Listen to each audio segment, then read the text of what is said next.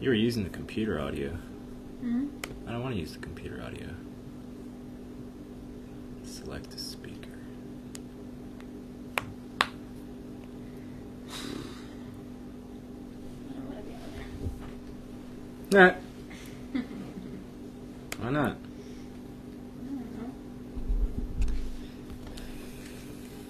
I don't know. Well, you don't have to be on there. I'll be on there later. You can be off to the side of there. I am.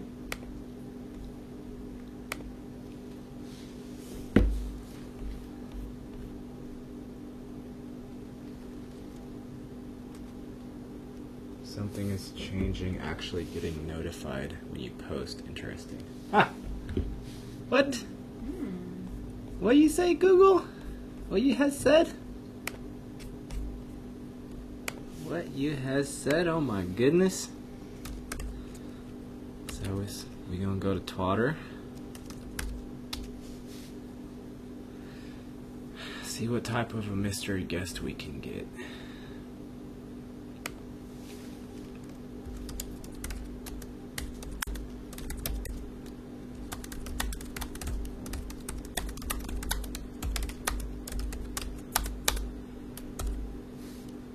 That's not it.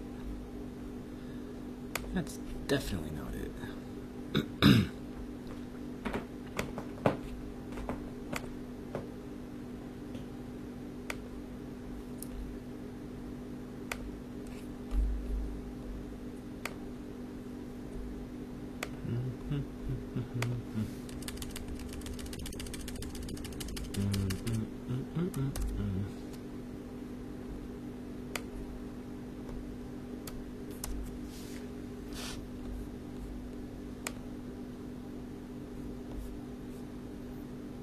The secret of your future is hidden in your daily routine.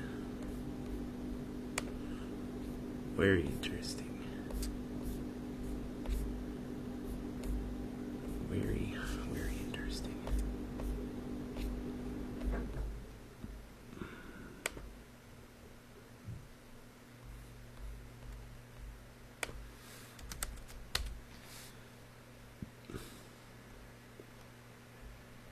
You think we're gonna get a guest? I mean, me. What do you mean? I'm having a mystery guest Oh, challenge. I'm sure that you would. I always do. Whenever I've done it. Or I might just get a regular.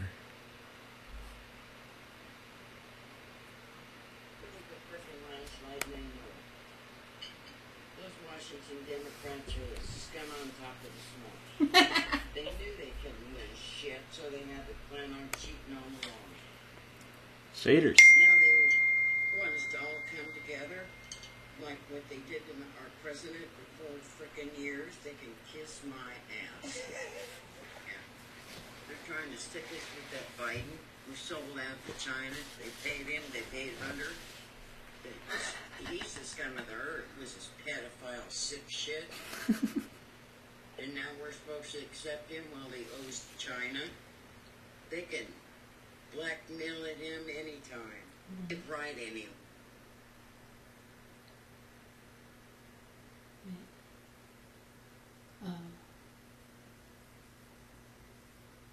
It's probably nothing new, but it's interesting that she sent that. It's good to go dig through that type of thing so that you can see your traits and your habits that are similar Mm-hmm. and know where they come from. Yes. I do that sort of thing with my mom. I love it. Wait, What's wrong with him? he got dementia. People don't realize it because they didn't put it on the regular news. Hey, they're gonna let us all work from home. Yeah, I know, it's like a dream come true, right? Grandma, how do you feel about Trump losing?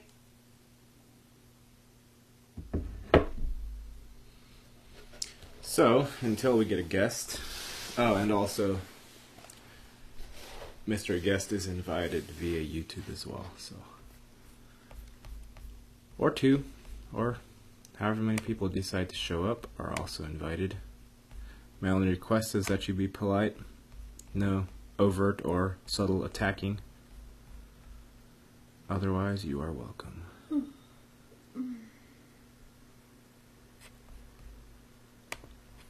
So let us go to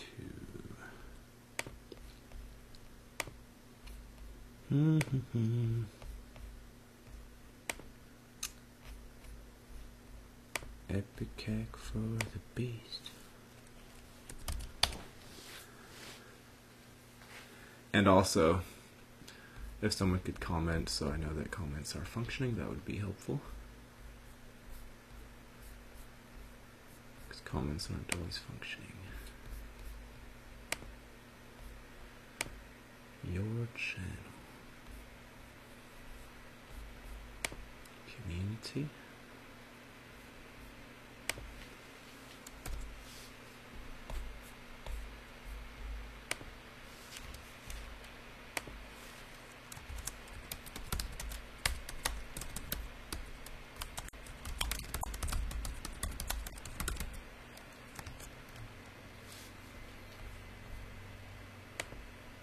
So, there we go.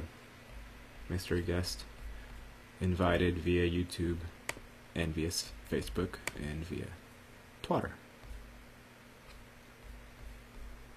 And that's how she goes. Water. Mm-hmm. Nasty. Twitter.com. Mm-hmm. Looks like we have a Mr. Nigel. Guest number 1. What's up, Nigel? You have to enable your audio. I don't know how to lip read. Put them to your ear. Do your thing to your ear. Nigel is not connected to audio. Let's go gallery view. So yeah, anybody who wants to come join the show, Nigel will connect to the There you go. Oh, there you go. There you go. How you doing? Good. Yeah? How you doing? Good.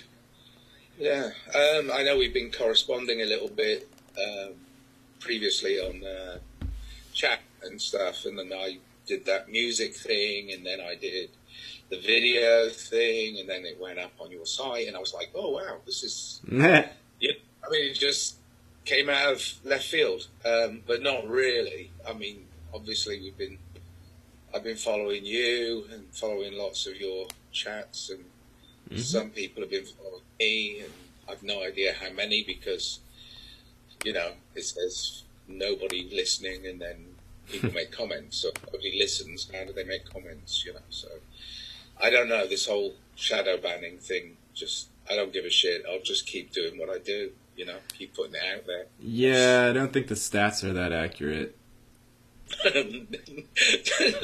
On pretty much everything. Yeah, I don't know. I used to enjoy trying to figure out how the algorithms worked or how I was being blocked, but I don't know. Yeah. I don't really bother with it too much. I know that my subscriber count has stayed around exactly the same for about two years straight. It's been 2380. Yeah, same. Yeah, 2 years in a row. Same. That's natural, right? Natural. Yeah, Tunnel Mental reached its cap around, I think, 1,200, 1,400 subscribers on YouTube, and then that was it. It was like, okay. And I happen to know only because, you know, we played a bunch of shows in England, and we get played on the radio quite a lot, mostly in England, but you know, digital radio. But it's like, you know, there's lots more people listening than are actually, you know, like if you have 1,400 subscribers and you get 3 likes for a video, you know that the figures are off somewhere. You know what I mean? It's just, so, but trying to find, again, it's like, I wrote a song many years ago called Spider, and it's basically about the algorithms. We don't know how advanced they are at finding us and suppressing us. Mm-hmm.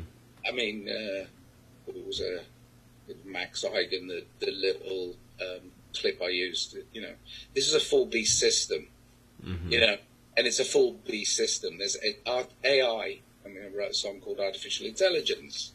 You know, AI is it's everywhere. I mean, it's you know, a lot of people are plugged in whether they like it or not. I mean, I'm doing a job at the moment, and if I didn't have this, I wouldn't be working. Right. Why? Because that's the way they run it. You know, it's all gone. I mean, we know it's upside down, but we also can feel that it's starting to right itself. It is. I mean, that's how I feel. And I salute anybody that can unplug themselves. I was lucky I have Light Warrior friends, actually, who I met through seeing you, Mm-hmm. talking to Light Warrior friends. I have Light Warrior friends who've helped unplug obvious things.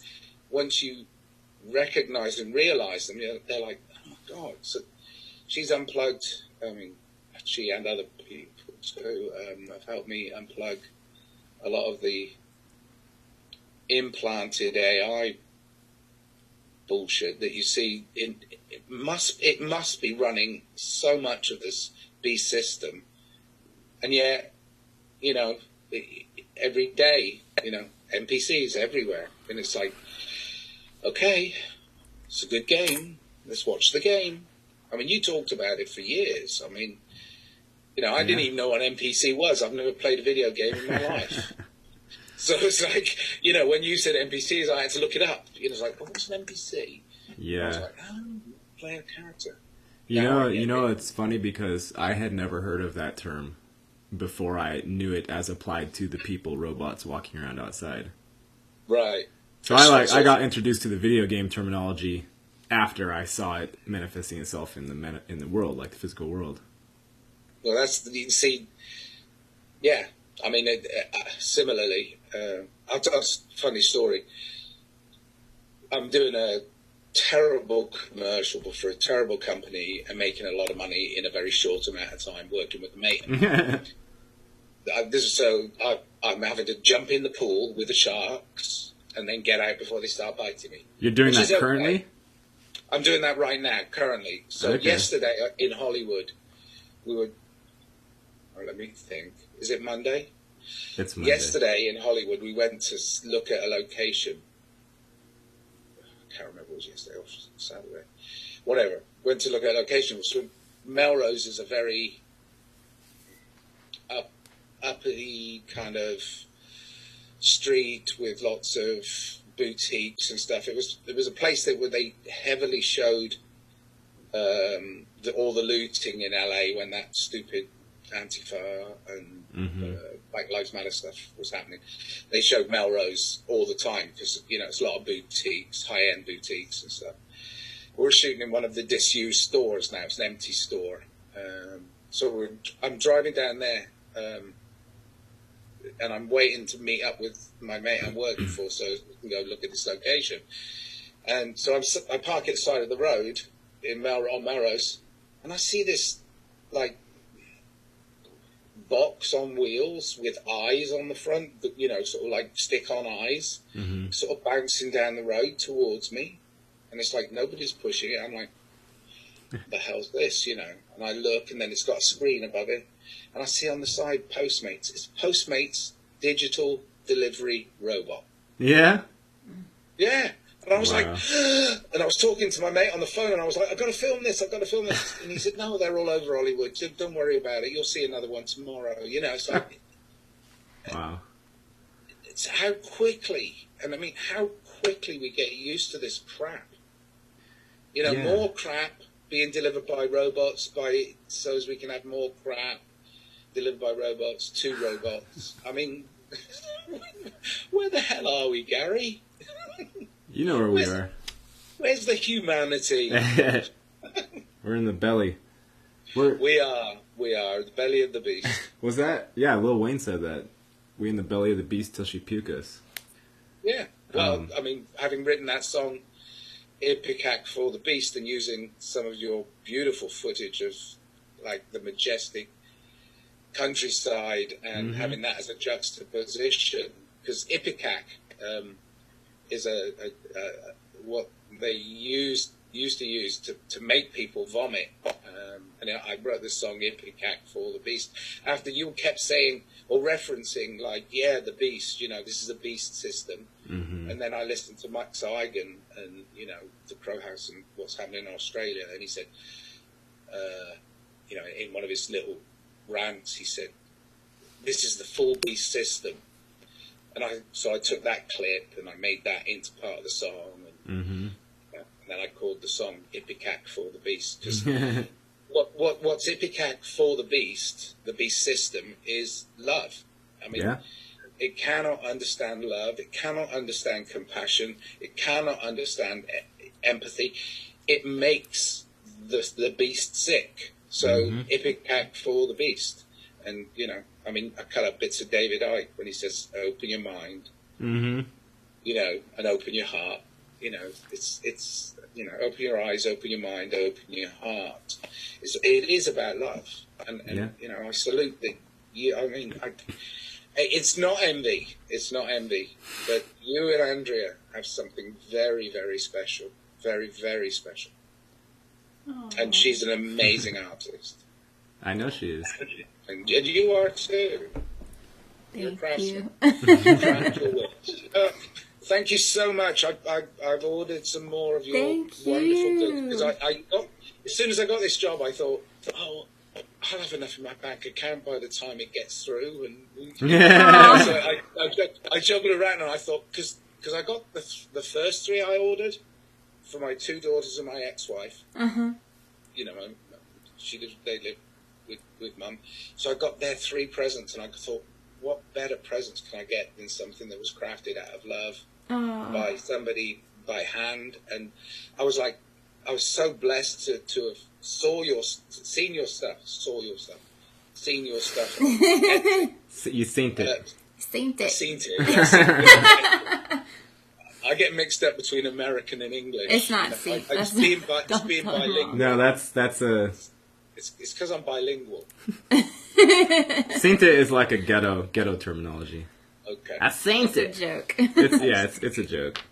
Okay, good. It's not. It's really not disparaging, even though it might sound racist or something, but it's really not. Like, I think it's great. I had this funny argument with somebody about racism the other day, and I said, you know what? Everybody's racist. It's true. And he said, what? And I'm like, everybody's racist. I mean, he's one of these neoliberal, typical LA people. And I said, everybody's racist. I said, okay, let me prove my point. Where are you from?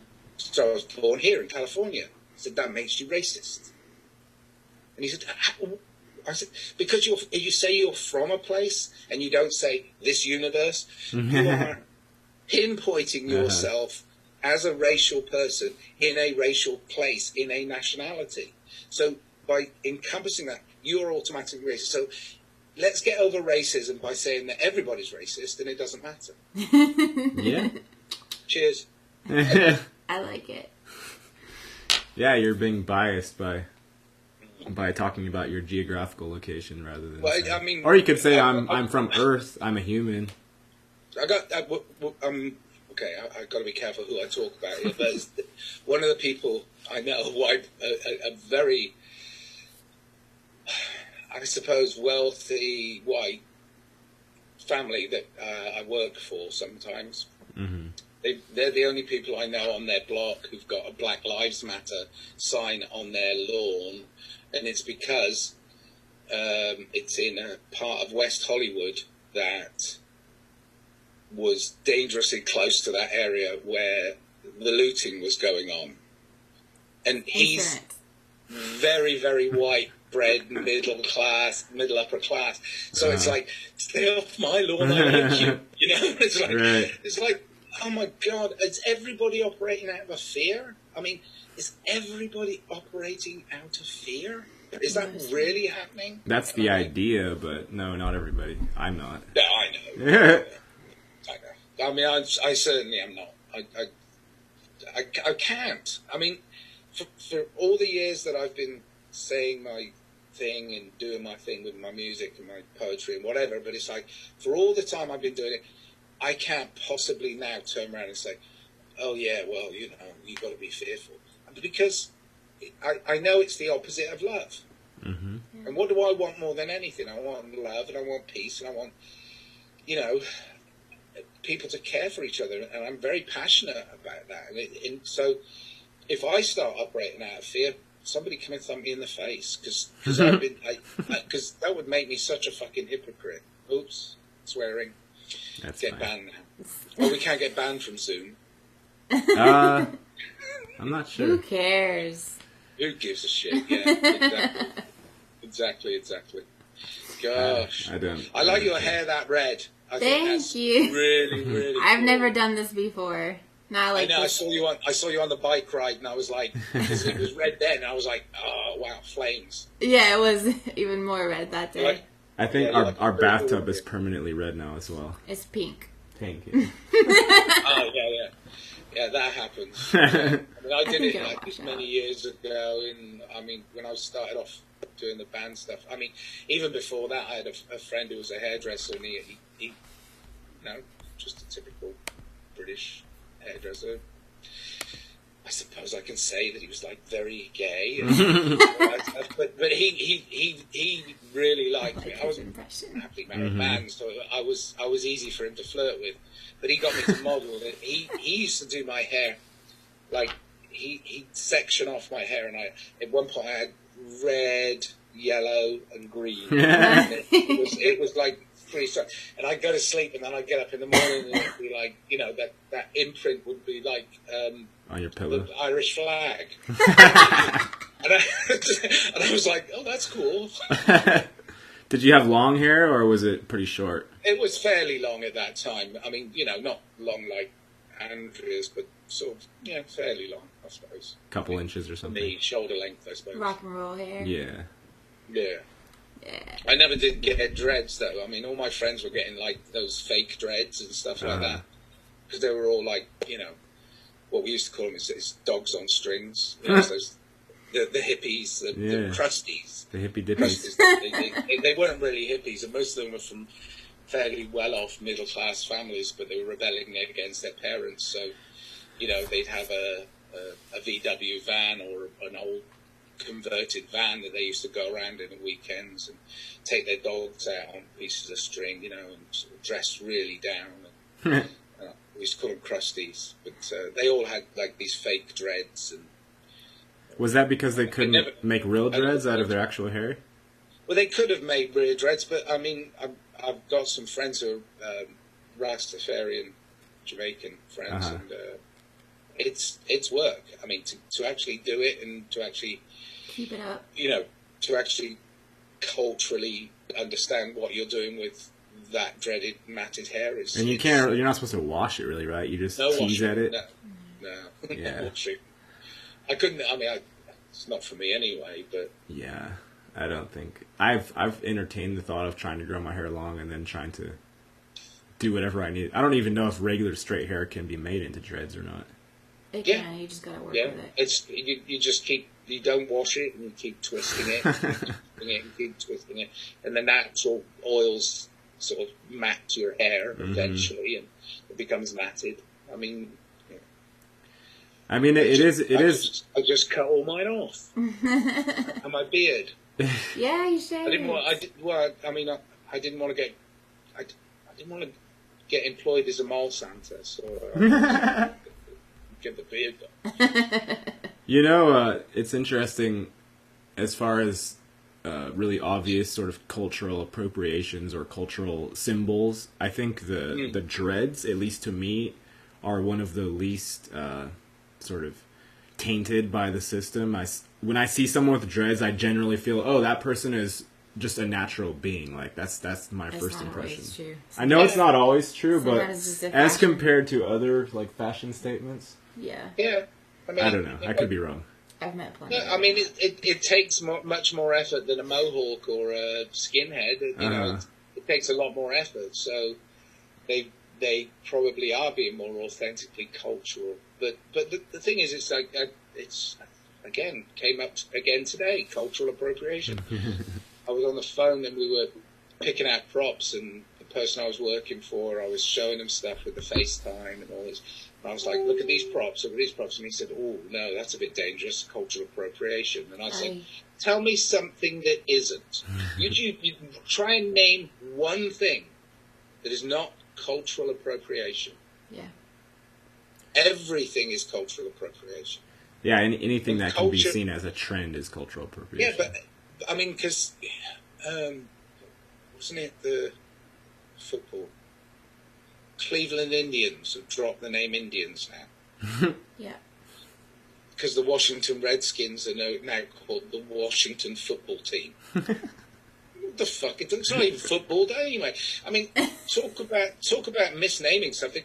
It's not a foot. American football is not football. It's hand egg. It's not a ball. So it's egg shaped, and they don't play with their feet. Yeah, they're so not allowed to kick the thing except for if so they're it's kicking hand off. egg. You know, it's like call yourself Washington Hand Egg Team. That would be much more appropriate. Yeah, and in Europe they actually call football soccer, which is football in Europe. That actually makes sense. Which they constantly everywhere else. they constantly make fun of us for doing that. Everywhere else. Everywhere else. Yeah. Calls it football, except America, of course. Fabian Then, says, you know, "Ha ha ha." Americans call everything the World Series, even if it's not even outside of America. Oh, yeah. The World Series of baseball. It's like, oh, where else in the world do they play that game? Because Oh, America just is the world according to Americans. Yeah, of course. Fabian says But then- nature dreaded his hair. I don't want to be anti-American. I love America. Well, I do. I love the idea of America. Yeah, but Yeah. we're I real like the silly. idea of America. I don't like America as it stands, but I do like the idea of America. the idea of Yeah. freedom, if it wasn't an Orwellian double-speak reversal. Yes, I do. I like the idea too. Yeah, I mean, I'm an idealist. I mean, I can't help but go for my dreams. If I don't go for my dreams, then what am I doing? You know, if my dream is for an ideology where everybody loves everybody and everybody supports everybody and everybody's kind and caring and supportive, if that's my ideology, then it's not a bad one, really. I mean, even if we never achieve it, at least it's a good dream. It is. Yeah. Good aim. It's a good aim. I think it's better to Yeah. have an aim than to just sort of sure. coast along and pretend like you're not involved. Because I did that for a little while, especially after going through all of my stuff. Eventually I was like, well, it's just dangerous to move, period, here, so I'm just not going to move at all. I'm just literally going to stay neutral and everything. And I did that for a couple of years. And eventually I realized, like, if you do that, everyone is just waiting to bat you around. Everyone is waiting. I mean, also it's entropy. I mean, you're gonna. Yeah, I mean, I can see how. I mean, I've. Was it fight or flight? You know, I can see how escapism is much better than this cave dwelling bullshit that people do. You know, the standing still. You know, the escapism. Because at least that's an adventure. You know, when you try and escape a bad situation in some way, at least you're on an adventure towards something. So, I mean, that's why when you said you were up and moving, I was like, oh, great. And I was like, film it, you know? Because not that I want to escape what I have, because what I have is absolutely beautiful. And I'm very blessed with that. But yeah, I mean, I've had no end of what would normally have 20 years ago knocked me sideways as bad news. I've had no end of that this week, and yet I'm here I am seeing it come up, and it's like, oh, Gary's online. Oh, you know, join the snail show. I was like, yeah. Mm-hmm. Oh. So, you know, no matter what bad news I do get, and you know, it personally makes me very sad sometimes, but it's like I know I've got the strength within to withstand that, and I've also got and aim to make a better world for my children. And that's so important, to have focus on something that may be unattainable, but at the same time, if you don't set your sights high enough, then you're selling yourself short. You know, I mean, you've got to aim high. You gotta try. Yeah. But every song I finish and I put out, I'm like, oh, that's going to be number one. If I don't think that, then what's the point in doing it? You know, and it's not that it's number one for everybody else. It's just it's number one in my heart. Yeah. That's the important thing. If it's number one in your heart, you know, Andrea. You know when you're tinkering and you've got that final piece, and you look at it and you go, oh, there it is. Yeah. You know? It's like, there it is. There it it's is. like, yeah. Don't touch it anymore. It's like, yeah. I think it was. I'm not sure, but I think it was Picasso who said, "No artwork is ever finished by an artist. It's abandoned when it's at its best." Yes, and it's hard to abandon. And it's hard, you know, because you can keep tweaking, and it's like, God, I could stay on one song forever. I mean, my music partner, who is absolutely brilliant and a genius and amazing, he needs some help right now, but he's one of those. He could, luckily, because we syncopate really well, the thing that I bring to the table is this sense of urgency to get the job done. And so he allows himself to go, okay, well, it's all in time and it's all in key, so yeah, okay, we'll put it out, you know. But he could stay on the same song. I mean, he could stay on the same, you know, hi-hat note, like for hours, going, Wow. Can you hear that? Can you hear that? And I'd be like, yeah, of course I can hear it. No, can you hear every eighth one? It sounds lighter. I'm like, God, if anybody's going to listen to our music to that degree, then they're missing the point of the song. That's really funny. Wow, that's intense. So you can you know, you really can tweak it too hard sometimes. Yeah. I mean, I love the fact that he cares that much about every note, every tiny bit of our music, and puts it together. But for me, it's like sometimes it's the importance of the message is much better than the overall finish and gloss that covers the whole thing. You know, I mean, I think part and parcel of it is because I'm very passionate and I just want to. I just want to put it out, you know. Like, just get it out there, you know. Let There's people also listen to the it. thing about getting to a point where you've done, you know, your part and then you let go. That's something that I've had to. It's it's a great part of the process is the letting go.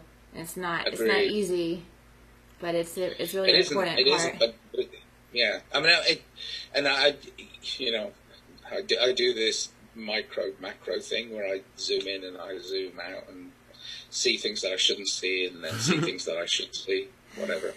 But you know, I see that going on with my my ex and the two grown daughters who are now 20 and 18, or almost 18 and almost 20, and I see that process in my ex, and I feel sorry for her because she doesn't even really look at it that deeply, but the way in which she interacts sometimes with the kids it's because she knows she's letting them go. She wants to. You know, when I sit and talk to her about it, I said, you know, we've got to make them strong enough. We've got to make them diverse. We've got to make them understand that, you know, that you've got to adapt to the world you're in and all these sort of things. You know, she knows it's all part of the education to actually get them to go out in the world on their own, which they have to be, you know, ready for. But I still see that letting go process is so difficult for her.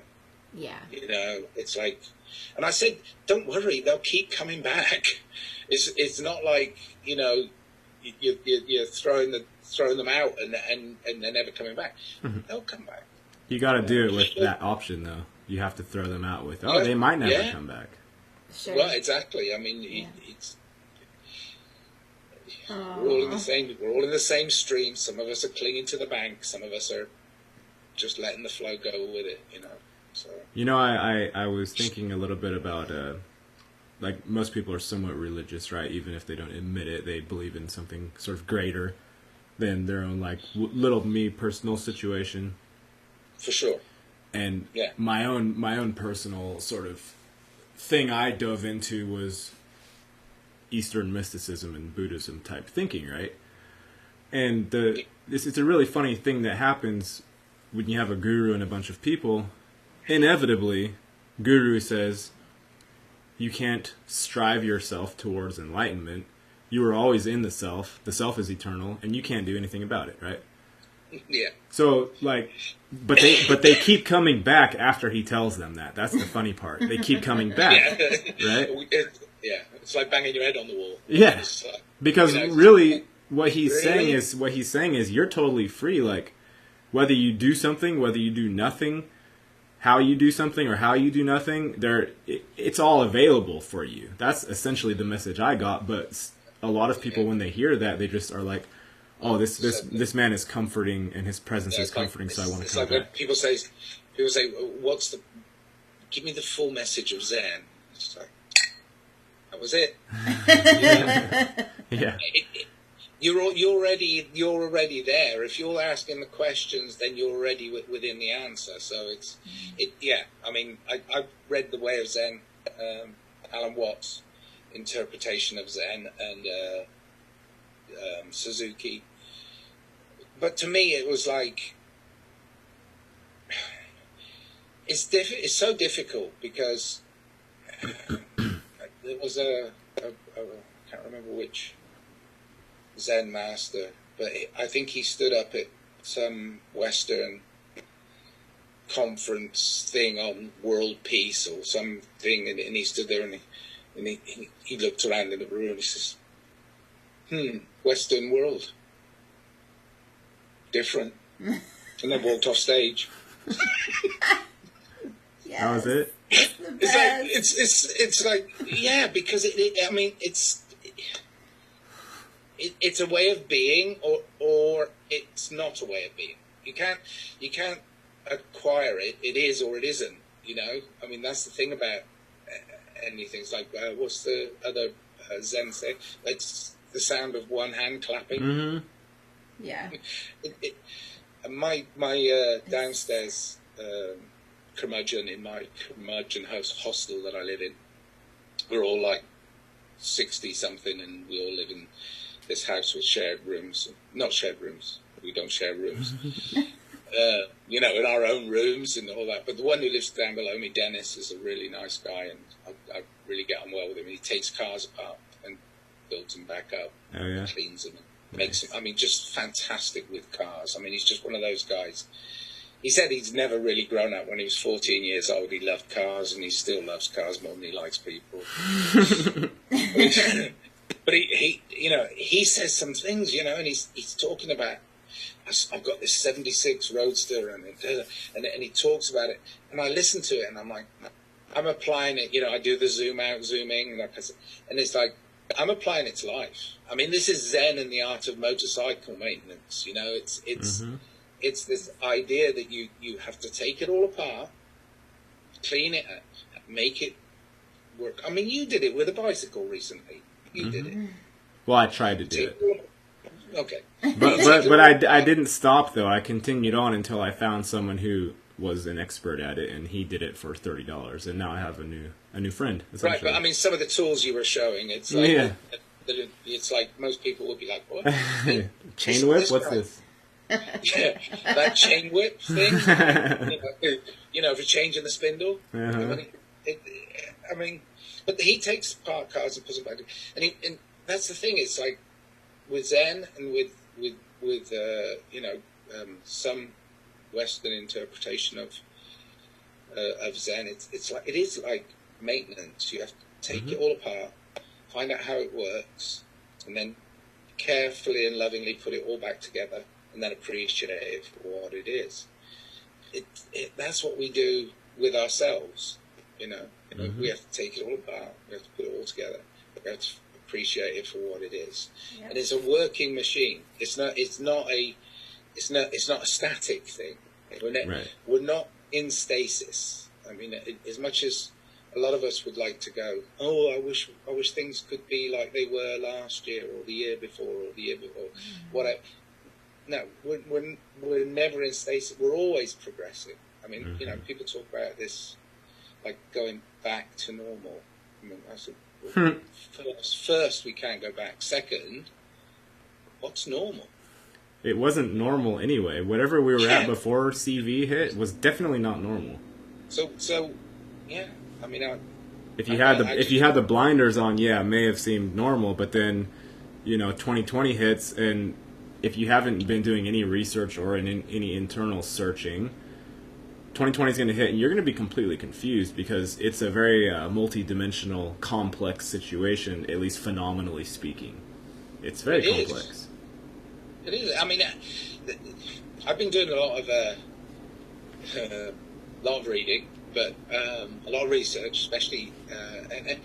And the thing that fascinates me is the divide that happened in the 30s and 40s, especially with psychology, as well as philosophy. But psychology is, this lot went Freudian and this lot went Jungian, and the Jungian school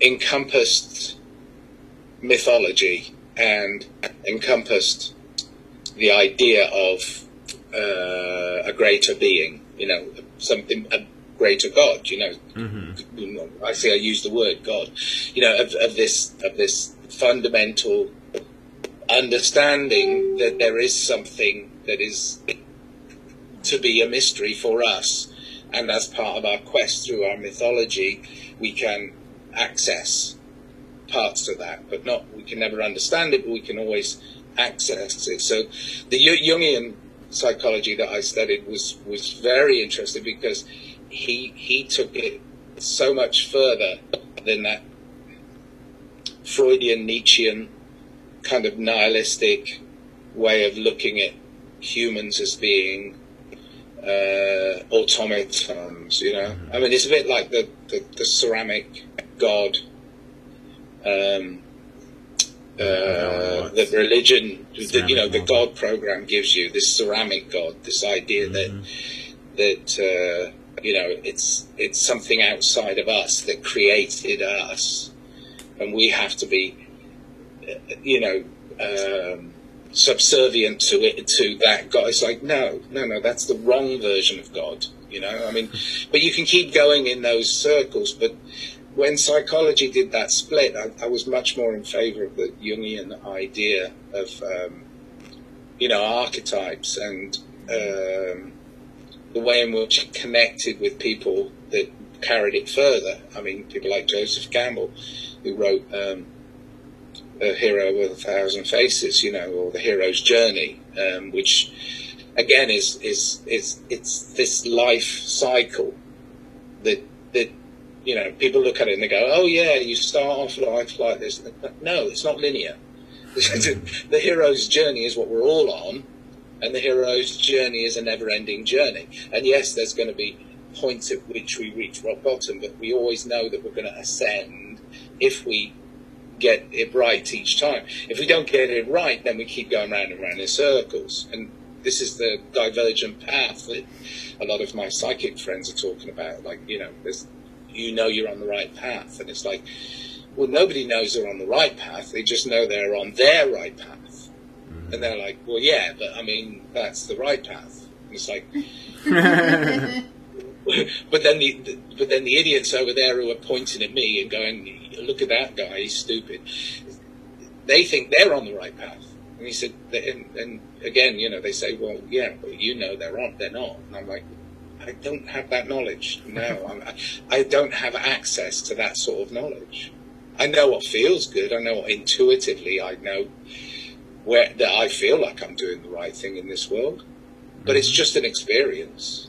it's never going to be any more than an experience, and I know I'm going to die, and it's okay. But the point being is it's just an experience, and I'm going to enjoy this experience. Why You might as well. Why not? Yeah, why shouldn't I? Why not? There's no point in me going, oh God, it's really miserable today. Yeah. Everything's really bad. I think I've got COVID. Sorry, you can't say that anymore. No, that word's taboo. Yeah, that's, Isn't it that weird? word is Isn't not. it?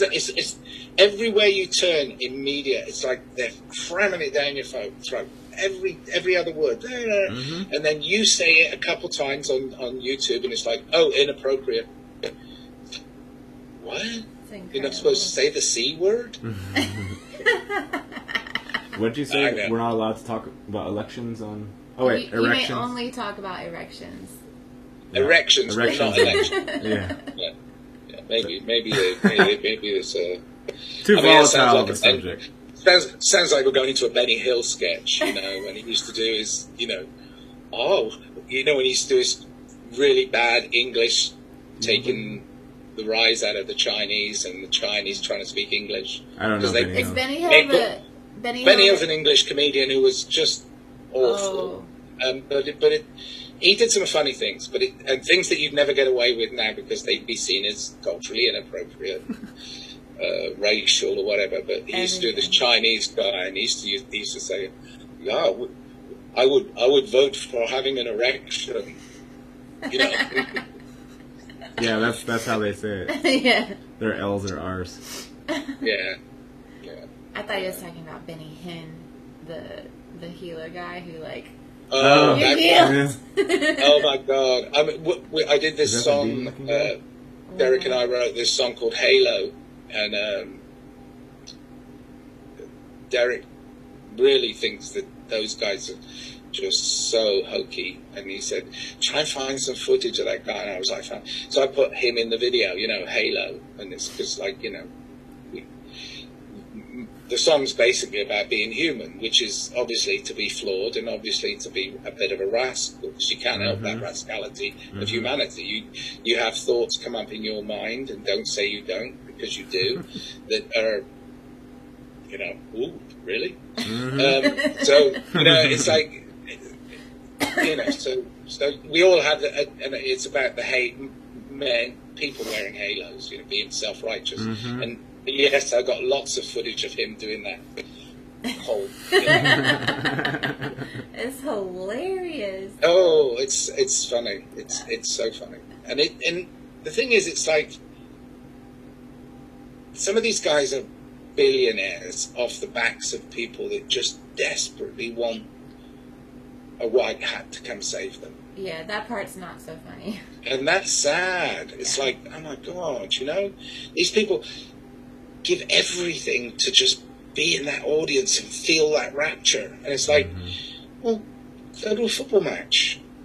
Or just go inside your own Go heart. support Manchester United or something, be in the crowd there and feel that.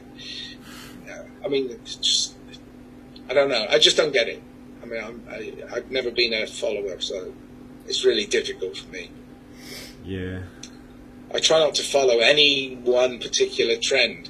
I get roped into things, of course, because we all get roped into things, but, they're just little schemes and distractions. But I try really hard to follow my own path and just make my own path. Lazy trail. That's all we can do here. There's nothing else. There's not even to me, there's no discernible sort of metric of how one ought to behave, even after you've researched and looked into everything and about the history of this realm. Even after that, there's still no this is how you do it. This is how you sort of succeed. It just doesn't exist. It's like when you have kids. It's like, where's the guidebook? Yeah. Where's the manual? The Bible. I know. Duh. I know you came out of that place. Oh my God, you came out of that place. But it's like, where's the manual? Even IKEA gives you a manual. Even crap. Right. It's like, oh my God, no manual? Uh-huh. It's all you.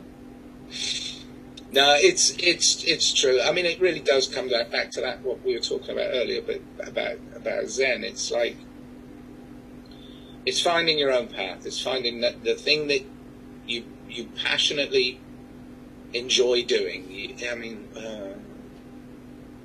Bukowski, was it? Find something you love and let it kill you. Yep. You know, it's true. I mean, find something you love. I mean, you absolutely love doing, and let that be your thing. And if it pays the way, then great. If it doesn't pay the way, oh well.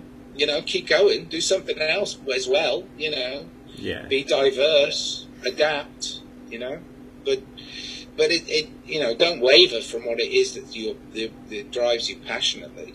You know, I mean, I found one of the things that sort of turned me on, and still does, is, so we have two worlds, right? There's always two worlds. There's internal mental, which actually creates your world, because you wouldn't know like what a hand was or what a speaker was unless you knew about it from the past. So it does bind everything together. But in addition to that, the second world is it's different. It's not the same thing. Like, the mental is different. So there's two worlds intertwining. excuse me. They're intertwining. It's a very intricate, elaborate dance. And what I have found to enjoy is, after I discovered I'm not the body, I'm not the finger, I'm not the mind, I'm literally like disembodied awareness that can move anywhere within my own body. I can move within my thoughts anywhere I wish to, within the physical space. And that's what I enjoy doing. So even in a conversation, I can go here, there, up, down, left, right, come back into the body, go way off into hyperspace, whatever, come back, all within the span of a couple seconds. And it's infinite exploration just within your own body. And most people don't even realize they can do that. Most people are frightened to do it. That's wrong. I mean, they, again, we're back to the fear issue. I mean, in 2000, I had a heart attack, and it was, you know, it was a heart attack. So it was like, oh my God, you know, for about 6 months I was soul searching about, like, because it wasn't the first time that I'd been close to death. So I broke my neck a couple of times when I was a kid. But it's like, this time I recognized and realized that it doesn't matter anymore, because I faced death and I could have been gone in that instant, and I wouldn't have control over that. That's not my control. That's just the way it is, you know. So once I'd recognized, I started to adventure more within, and then I did similarly. Probably nowhere near as adventurously as you, but I did some complete internal work where I was like, you know what? I can go anywhere. I can do anything. I can be anything, and yet I can still, like, be within this shell. You know, I mean, it's a shell, and it's getting old and it's breaking down, but it's a good shell. And so it's like, I can be anywhere. I can go anywhere I want. I can be anything I want. Yeah. So what's stopping me? And then I had to work my way through my childhood, which, you know, was checkered at best, and get rid of some of those things, you know. And that's some of the things that actually, you know, some of my light workers have said, you know, friends have said, no, that's all gone now. You know, we've cut all the cords. You're on your own. You know, I'm like, okay, that's good. So, you know, I mean, I've been very, very fortunate to run into some beautiful and brilliant people in my life, and you are at the moment amongst many of those wonderful people. But it's I'm so blessed with that. My extended family, including the cat, my extended family, and the dog. The dog's not shivering because you're not holding food. Hi, Pussycat. So cute. Yeah, I mean, I just count my blessings, you know, because and it's not humble. I'm not being humble. It's not like that. No, it's actually like, it's just like appreciating it for what it is. I'm as powerful or as weak or as happy or as sad as I want to be. Mm-hmm. And I'm happy that I'm not a mentalist anymore. See, for the longest time, I thought of myself as being, because we do the appropriate thing, mental, physical, spiritual, emotional self, and all that stuff. And then you go, okay, yeah. And then there's the receiver connector, it's like you transmit and receive. So you got the thumb, So all that bullshit, you go through all those things. But I always thought of myself as like a mental heavy.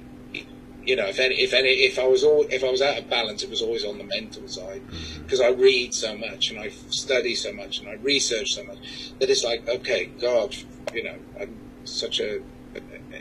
So I thought of myself as a mentalist, and then I looked up, what that actually really means, and it's like taking the full responsibility of your every waking moment, and I was like, God, that's a hell of a burden. Your every thought, your everything. It's like you wouldn't move.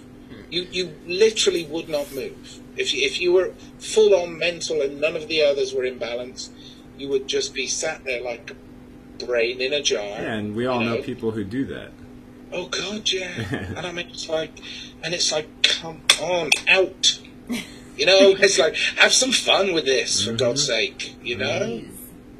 It really, I mean, that's why I like people like, if there's ever been anybody, I mean, I like the idea of not taking any heroes, but being your own hero. But, if anybody in my history of,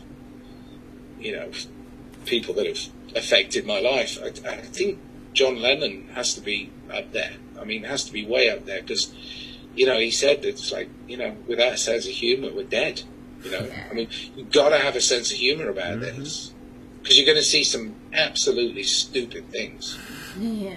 And you've got to be able to process that. And so the only way to process it is really with, make fun of it, have fun with it, I mean, not to the point of like deriding other people's feelings, but recognise the stupidity of the way the system is so upside down most of the time. Sometimes I think, when I contemplate the Godhead as you could imagine, like a playful creative energy, I just think this Godhead has to be looking into the population and seeing all the ideas and seeing all of the ways that people are describing him or it, and it has to be just saying, dodging every single description of the Godhead. It's doing this, like it's dodging every single one, and then you get, as a result of that, the wildest possible creation. Like, it's just absolutely wild. Absolutely. I mean, that reminds me of the of all the religious things that I've made a study of is within the Hindu religion, when they talk about it all being a play, and it ends up that life is a dance, and it has to be. If you really do have to dance, and it's because the music's so beautiful that why wouldn't you? Yeah. So in a way, there's cherry picking from all religions is not a bad thing, but at the same time, it's like there has to be. I mean, something. I mean, yes, we're in the belly of the beast because the beast is being overrun with stupid people. But it's again, it's like, if we go into the descriptions of, I mean, I've been reading a lot about the Matrix, and hearing a lot of stuff about people calling it the Matrix, and I looked up the word Matrix, and it's womb. One of the Mostrix. Yeah, but it's the Matrix is the womb, and it's like it becomes evident that we're very comfortable within our place within the Matrix, but if the Matrix is turned into a hellhole, then we have to bring the Matrix down, and that's okay too. I mean, that's okay. I mean, what's wrong with that? If it's bad, then it's bad. It's got to go. And so, you know, we're just cutting away the dead wood, so as we can grow. Yeah. We've stopped growing. I mean, if you study history, you know, even going way back, you know, the pre-written history stuff that I really do love. You know, a lot of the ancient stuff, you know, that you sort of like have to interpret in your own way, because it's not written as his story. You know, it's something that was pre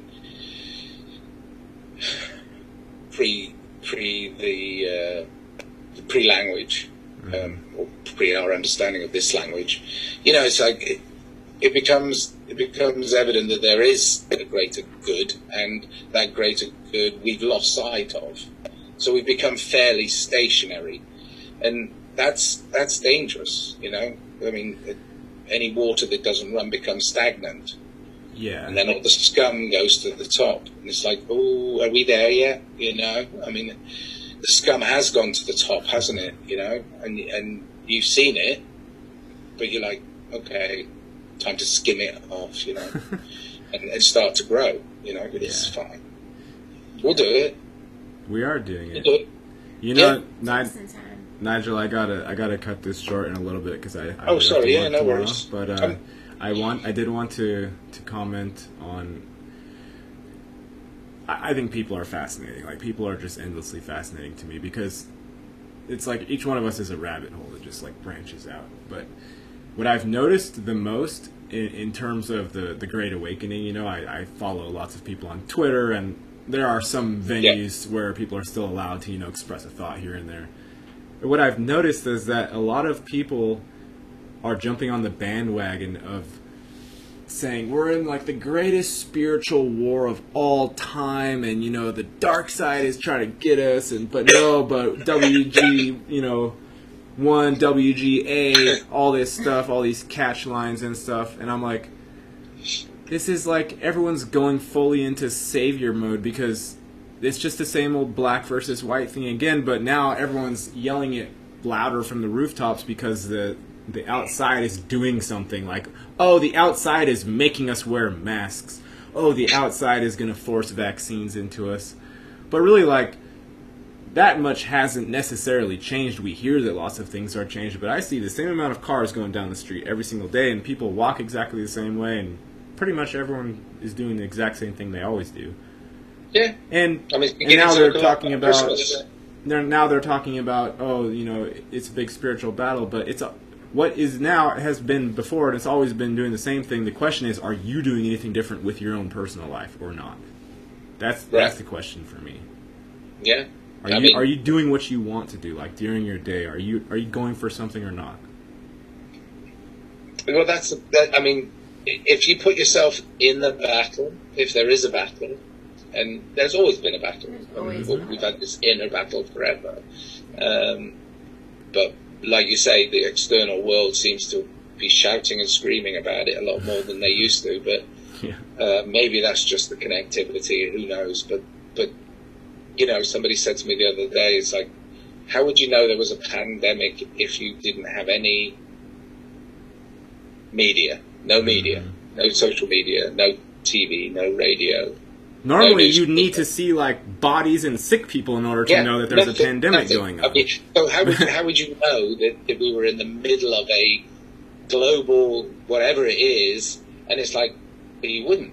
I mean, and like you say, it's like today I was out shopping for this job, and just finding it hilarious that I have to put a mask on and have my temperature taken. Oh, and I've started taking the piss now out of the poor people who are employed that are now telling you they have to take your temperature, and they aim a gun at me like shower. Not the face, not the face, not the face. You can take my temperature on my wrist, and they're like, why? And I'm like, the radiation from the gun, that's what's killing you. And they're like, I didn't know. And I'm like, yeah, I know. So I have to have fun with it, you know. Yeah. But the point being, it's like you say, it's like there's a lot of shouting and screaming, but you know what? It's the media. It's the fucking media. And I'm not talking about, oh yeah, it's the mainstream media, it's fake news. No, I'm talking about all of it. Everybody is just, like you say, jumping on the bandwagon. There's so many spiritual leaders that are going to lead us out of this war. It's like, what the fuck are we doing? We're not in a war. I'm a pacifist, so I'm not in a war. I'm having the time of my life right now. I mean, apart from having this bloody cold. But it's like, and they say, you know, and they're like, oh, you got a cold? You sure it's not COVID? Fuck off. You should say, yes, of course it's COVID, because all naturally occurring illnesses are COVID. So yes, of course I have COVID. Yeah, it's fucking rubbish. I mean, but it's, you know, it's, yes, I mean, there's so much, and it's all fear-based. And again, opposite of fear is love. Be in love. Be in love.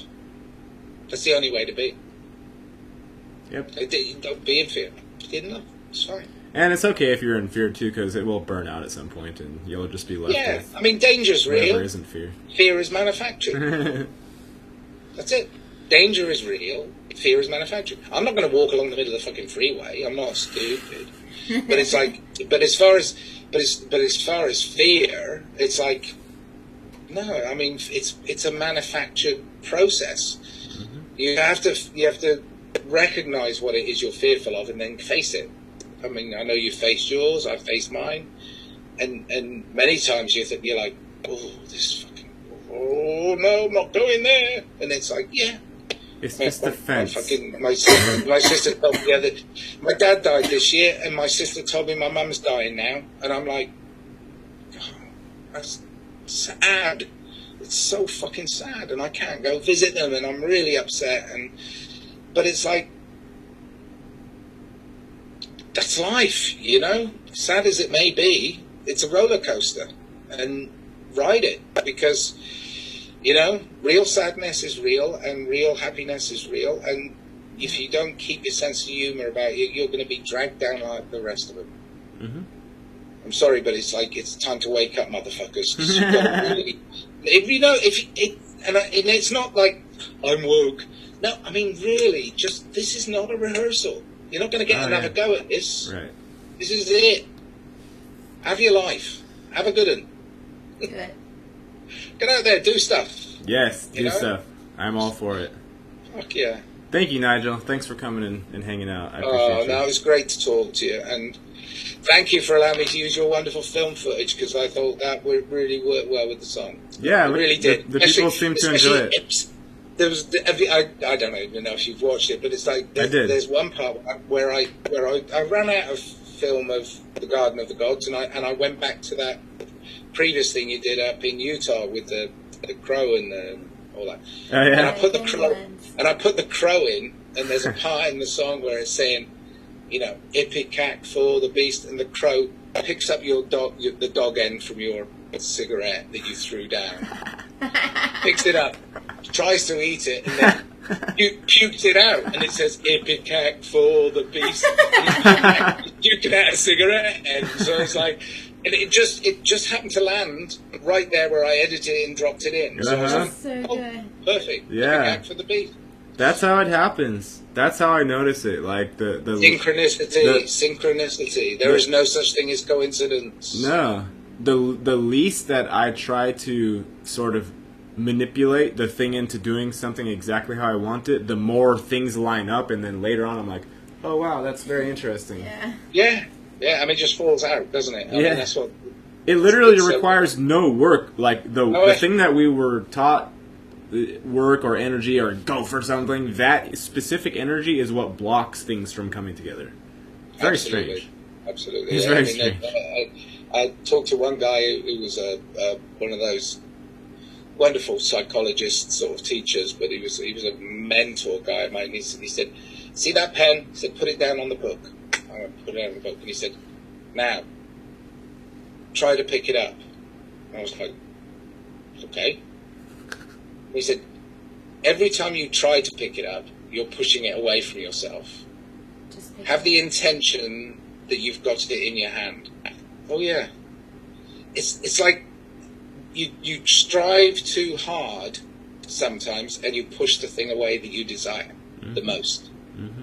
So don't try too hard.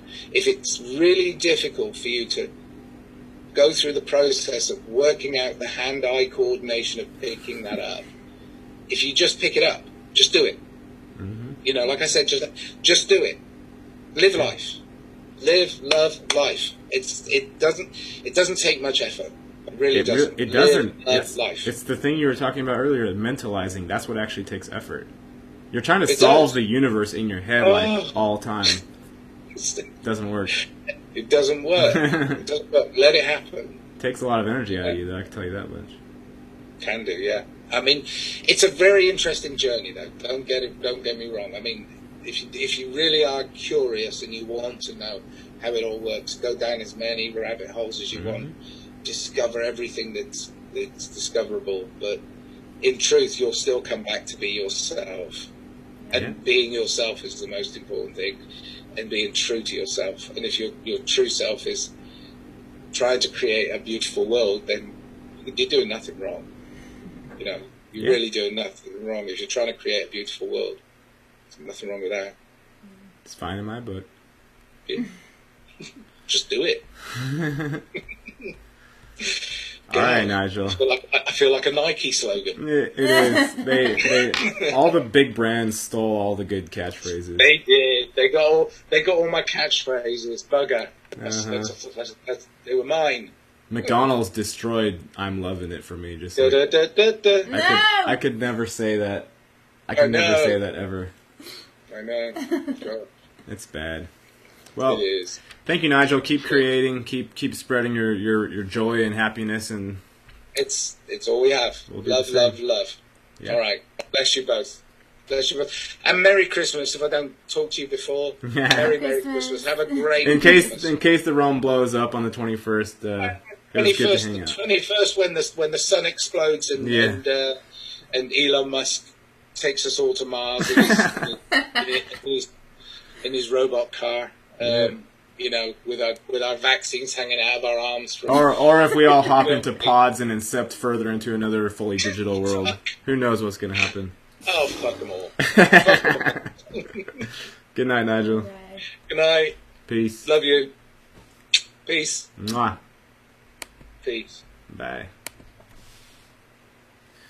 Thank you, Fabian, for commenting, because you're the only one who commented. We have a whole 2 viewers. That's pretty like good ratio, right? 2,370. What type of 5 was that? Give me the other hand. 2,370 subs, and to have 2. That's about right. As per Google and YouTube, right? Pretty normal ratio. Probably not accurate. I'm just teasing. Fabian's all we need.